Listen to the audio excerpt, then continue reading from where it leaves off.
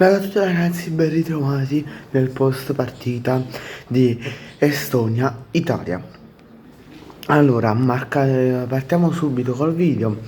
I marcatori sono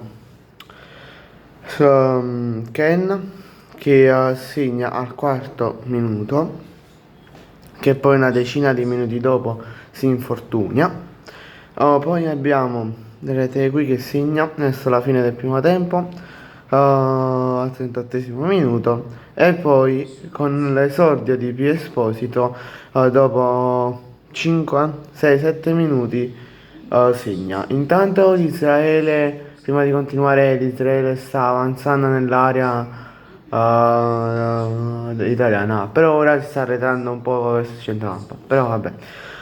Poi abbiamo visto l'esordio di Spinazzola, dopo 8 anni che non la vediamo nel giro della nazionale.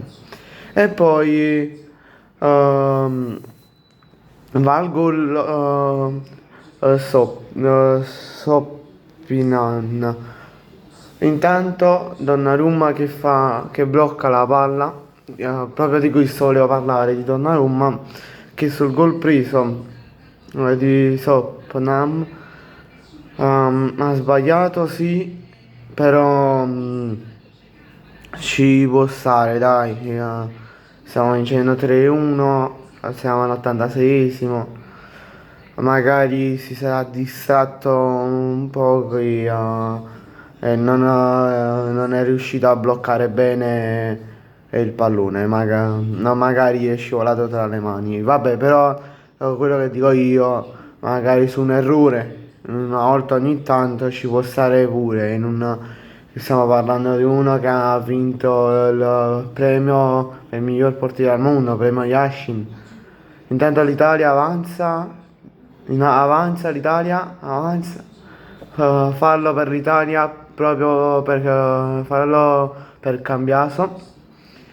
Ehm, Vicino all'area di rigore, cartellino giallo per Signavski, o come penso si pronunci. E vabbè, ritornando a Donnarumma, come vi ho detto, chiunque può sbagliare, a prescindere da quello che sta facendo, se portiere, attaccante, benzinaio, non lo so. Intanto si sta per battere la punizione, la batterà Di Marco. Ecco che sta per battere Di Marco, sta aspettando che si posizionino tutti i propri compagni. Ecco, arriva il fischio dell'arbitro, prova il tiro, parata del portiere dell'Estonia. Dovrebbe finire tra 3-4 minuti, quindi ci dovrebbe essere il recupero di circa 2 minuti, da quanto dicono i commentatori. Intanto l'Estonia sta avanzando, però sta ritornando alla fase del centrocampo. Italia che gestisce bene questa partita, però come dice un mio carissimo amico, però per privacy non posso dire il nome, che non possiamo prendere gol, ne abbiamo già presi troppi con l'Israele, non possiamo permetterci di prendere più di 2 gol, anzi scusate, più di un gol, e dobbiamo cercare di segnare, fare più gol possibili in queste ultime partite. Però ormai abbiamo con la partita dell'Estonia di oggi, che è stata vinta 5-0 contro l'Israele, è stato decretato che l'Italia arriverà seconda,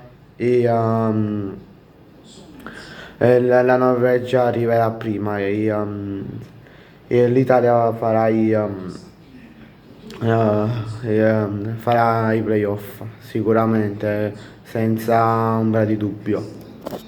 Intanto saranno 3 minuti di recupero, quindi più o meno, come vi ho detto, 2-3 minuti di recupero. Ora staremo qui a guardare questi pochi minuti. Tonali che difende la palla gli viene fatto fallo, è stato fischiato il fallo, punizione per l'Italia, al limite del centrocampo. Dovrebbe battere, si batte bastoni, batte vicino, gioca vicino. Al momento l'Italia si sta chiudendo in quella fase difensiva, magari che giocano più col portiere, con i difensori, cercano di non prendere gol.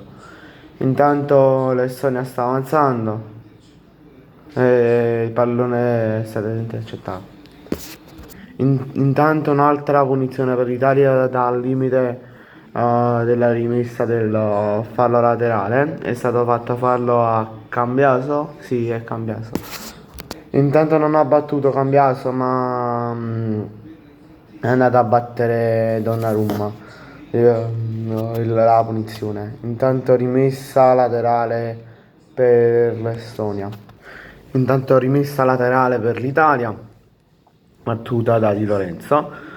Sbaglia Cristante, la butta nella rimessa laterale per l'Estonia. Intanto mancano una ventina di secondi alla fine della partita. Intanto che l'Estonia sta nell'area di rigore dell'Italia, ecco ora il pallone è stato intercettato. Fine partita nell'Italia, appena finita la partita, i giocatori che attualmente si stanno salutando. Grazie per la visione, ci vediamo in un prossimo video, nell'ultimo video di Giornata Cattolica che dovrebbe uscire tra una decina di minuti.